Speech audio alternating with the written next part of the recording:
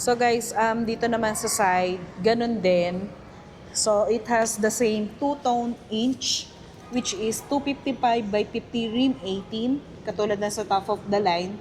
Then naka-disc brake na rin siya. Then 5 studs. And then yung kanyang suspension is MacPherson strap. Same here.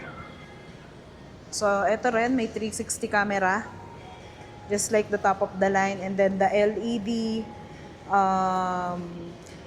signal light, turn signal light. Tapos may keyless entry ka na rin, just like the top of the line. And then it has a 45-liter engine capacity also. Then dito naman sa gulong, it is a disc brake din guys. Tapos torsion beam yung ginamit na suspension. So let's take a look inside.